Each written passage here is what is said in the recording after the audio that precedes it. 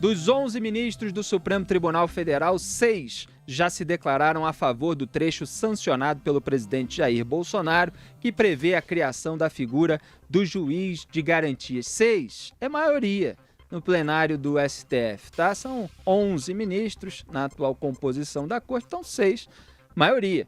De acordo com o jornal o Globo, Dias Toffoli, Alexandre de Moraes, Marco Aurélio Mello e Celso de Mello defenderam publicamente a medida aprovada no pacote anticrime. Segundo o jornal, outros 2 ministros ouvidos em caráter reservado seguiram a opinião dos colegas. A gente sabe muito bem quais são, né? Se está faltando aqui Gilmar Mendes e Ricardo Lewandowski, são eles mesmos. Muito bem, isso não significa que a regra receberá o aval imediato da Corte. Toffoli estará no comando do plantão no Supremo Tribunal Federal quando pedidos urgentes são julgados até o dia 20. Existem 3 ações questionando a legalidade da lei que criou o juiz de garantias, aguardando apreciação.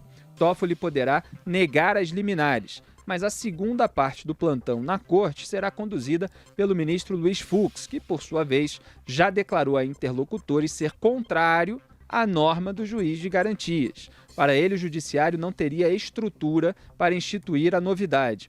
Logo, se Toffoli negar as liminares, as entidades que ajuizaram as ações poderão recorrer no período em que o tribunal estiver sob a responsabilidade de Fux, que poderá decidir de forma oposta. É o país da segurança jurídica, né, Augusto? Eu estou sendo irônico, obviamente. Além disso, Fux foi sorteado relator das ações. A partir de fevereiro, quando o tribunal retoma suas atividades regulares, o ministro conduzirá as ações. Ele formulará um voto e o liberará para julgamento em plenário com a presença dos 11 ministros. Mas Fux não tem prazo estipulado para fazer isso, o que pode resultar, em tese, em uma liminar com efeito prolongado. Então você veja, Augusto, que há várias hipóteses aí num cenário que me parece ainda imprevisível, porque são vários atores diferentes, com interesses diferentes. Houve essas ações de entidades contra a criação do juiz de garantias. O Toffoli está lá, depois vai entrar o Fux. O Fux não se sabe ao certo o que vai acontecer. Mas essa maioria formada por meio de opiniões à imprensa, não é nenhuma decisão, ela já mostra a falsidade daquela declaração que o Jair Bolsonaro sancionou porque sabe que o Poder Judiciário vai derrubar. Não está nada claro que o Poder Judiciário vai derrubar. Pelo contrário, os ministros saíram imediatamente falando para o jornal, não, sou a favor. Alguns disseram até que eram contra a aplicação para casos em andamento, mas mesmo assim a favor, não foram todos que falaram isso. E o Toffoli fez aquela confissão de que, na prática, havia dado o aval para o Jair Bolsonaro sancionar essa medida. Ele fez essa confissão ao jornal Estadão, dizendo que fez chegar ao presidente que seria possível implementá-la, só não lembrava se tinha falado diretamente com o presidente Jair Bolsonaro ou com quem ele chamou de Jorge, que é o ministro da Secretaria-Geral da Presidência da República, Jorge Oliveira, camarada do Toffoli, lamentavelmente ali no entorno do Jair Bolsonaro. Então, essa argumentação aí usada muitas vezes para amenizar a responsabilidade do Jair Bolsonaro de ter sancionado, ela aparentemente não se sustenta. Agora, como nós, Augusto mostrou ontem aqui sua opinião ao meu lado, contrária à criação da figura do juiz de garantias. Então, como nós aqui, eu e o Augusto, somos contra a criação, eu vou fazer a pressão necessária, com todos os esclarecimentos e argumentações, como vem fazendo desde que isso saiu, Augusto, para que isso seja derrubado, porque isso, a meu ver, é um passo para a complicação, para o atraso dos processos e também, não só por causa disso, porque isso já é um caminho para a impunidade, mas também para a impunidade, Augusto. Olha, isso é uma medida que mexe com a vida dos cidadãos que ignoram o básico, eles não sabem o que significa juiz, que agora estão discutindo até a expressão correta, que se deve usar. Alguns chamam de juiz de garantia, outros chamam de juiz de garantias, e o correto me parece ser juiz das garantias. É assim que a maioria dos juristas se refere a essa invencionice brasileira, que existe no outro país aí, mas não faz falta nenhuma. Há um país que tem tantos outros problemas mais urgentes a enfrentar no âmbito do judiciário. Então vamos só lá. um parênteses, Augusto, é que muitos procuradores, não somos só nós, dizem que é o juiz das garantias da impunidade. Exatamente. Agora veja só.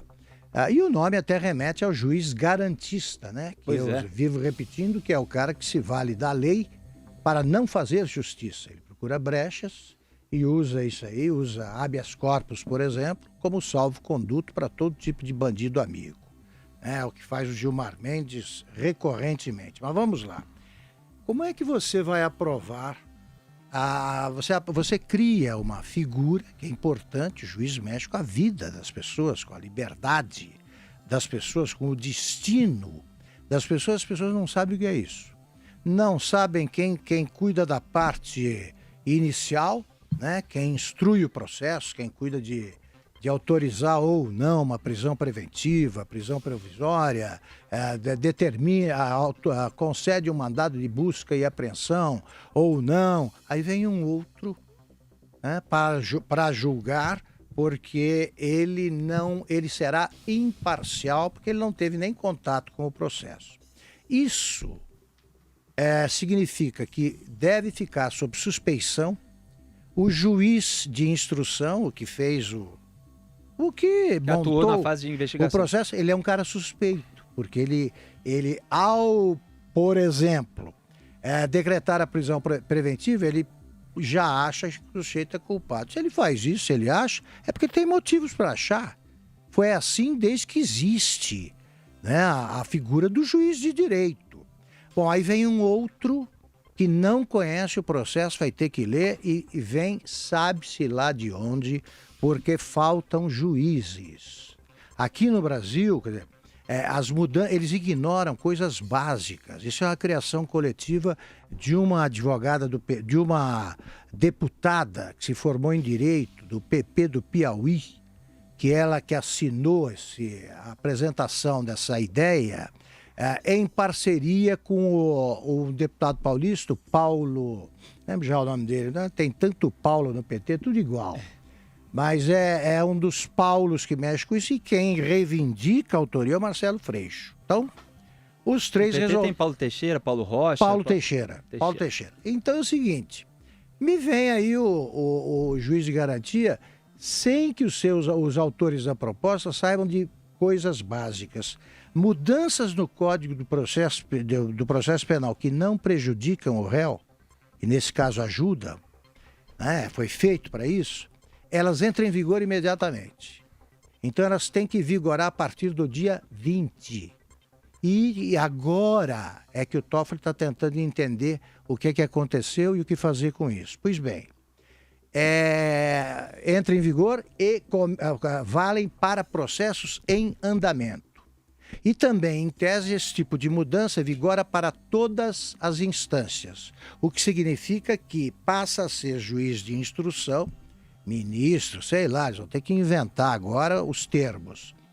O ministro Edson Fachin, que cuida dos casos da Lava Jato, ele passa a ser só o que instruiu processos, e outros de outra turma é que vão julgar. Vejam a confusão. Mas não há juiz em número suficiente, meu Deus do céu. Tá? Há um número enorme de comarcas, tem um juiz só. Você vai precisar de 2. Aí você vem, não, traz de outra comarca. Pois bem, ontem eu dei o exemplo de Boca do Acre, no Amazonas. O juiz da comarca mais próxima, ele tem de viajar 2 dias para chegar à Boca do Acre. E depois ele também tem de abandonar os processos que ele julga lá, onde ele também é o único juiz. Vejam a maluquice que foi aprovada. Eu vou ficar por aqui com esses exemplos. Se houver mais tempo eu vou apresentando, mas são inumeráveis as razões para que não se aprove isso, pelo menos agora, antes de estudar os efeitos dessa medida e a viabilidade dela, sobretudo. E não vejo nenhum motivo para que seja implementada essa medida. Lembrando que ela acabou sendo aprovada no Congresso por 256 votos a 147 e depois foi sancionada pelo presidente da República, Jair Bolsonaro, que poderia vetá-la e depois o veto seria novamente analisado no vetar. Congresso Nacional. Deveria ter vetado, independentemente de ameaçinha. Porque quando o próprio presidente toma uma decisão que depois ainda poderia ser analisada pelo Congresso, ele acaba se responsabilizando por aquela decisão.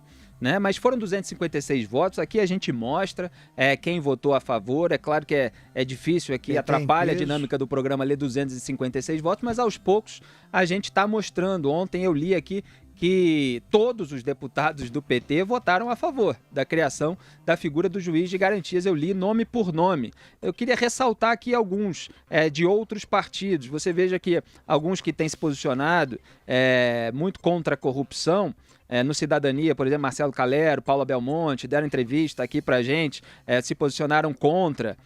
Aliás, todo o partido Cidadania, 1, 2, 3, 4, 5, 7 deputados votaram contra a criação do juiz de garantias. No DEM, por exemplo, Rodrigo Maia, Botafogo, lá da planilha de propina da Odebrecht, votou sim, votou a favor da criação do juiz das garantias. No MDB, muito sim, muito pouco não. Aliás, é melhor até destacar o não, né? Que é Darcísio Peronde, votou não. Eu estou lendo aqui na lista, Rogério Peninha Mendonça votou não, Sérgio Souza votou não, e Herculano Passos não. O resto todo votou sim no MDB, naquele partido lá do Renan Calheiros, que é senador, não é deputado, portanto não está aqui na lista. No Partido Novo, que tem se posicionado aí contra a corrupção, todos os deputados votaram não. Adriana Ventura, Alexis Fontaine, Gilson Marques, Lucas Gonzalez, Marcel Van Hatten, Paulo Ganimi, Tiago Mitrô, Vinícius Poit, todos votaram não. No PCdoB, linha auxiliar do PT, Jandira Fegali e sua turma, todos votaram sim. Votaram a favor da criação do juiz das garantias. Daniel Almeida, Jandira Fegali, Márcio Gerri, Orlando Silva, Perpétuo Almeida, professora Marciviana, Renildo Calheiros também. No PDT, muitos votos sim, poucos votos não. PDT do Ciro Gomes, a imensa maioria sim. Só votou não aqui o Sérgio Vidigal, que é do Espírito Santo, e me parece que é o único voto do PDT não.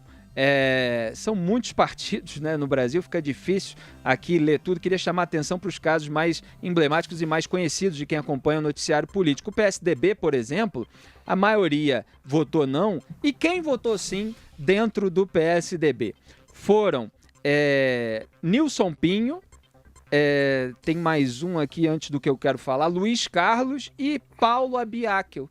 Quem é o Paulo Abiakel, Augusto? É um dos homens mais próximos do Aécio Neves. Não é curioso que um dos homens mais próximos do Aécio Neves vote a favor da criação da figura do juiz das garantias? Olha só, que coincidência. Então, tá aí no PT aquela unanimidade que eu já falei ontem. E tem vários outros partidos, aos poucos aqui a gente vai citando mais. Eu quero ouvir Antônio Maldonado a respeito desse tema. Diga lá. Olha, Felipe, vou trazer uma palavra de esperança para quem está acompanhando aqui o programa hoje. Eu conversei com alguns líderes partidários, principalmente do Senado, daquele grupo que é conhecido como Muda Senado, que é um grupo que, de fato, tem se empenhado ali dentro do Congresso Nacional para transformar a legislação brasileira, principalmente aí na área voltada ao combate à corrupção, para endurecer o combate à corrupção. E aí conversei com alguns líderes, me disseram que eles vão trabalhar no Congresso para reverter a criação do juiz de garantias. Eu lembro que a Câmara que incluiu essa questão no projeto, no pacote aí, que foi aprovado no pacote anticrime, que havia sido apresentado pelo ministro Sérgio Moro, a Câmara incluiu essa história do juiz das garantias no pacote, e aí ele foi para o Senado e os senadores acabaram aprovando do mesmo jeito que o texto chegou da Câmara, justamente para acelerar o processo e a sanção dessas novas regras que haviam sido aprovadas. Então, eu conversei com alguns líderes partidários que estão se sentindo aí traídos pelo presidente Jair Bolsonaro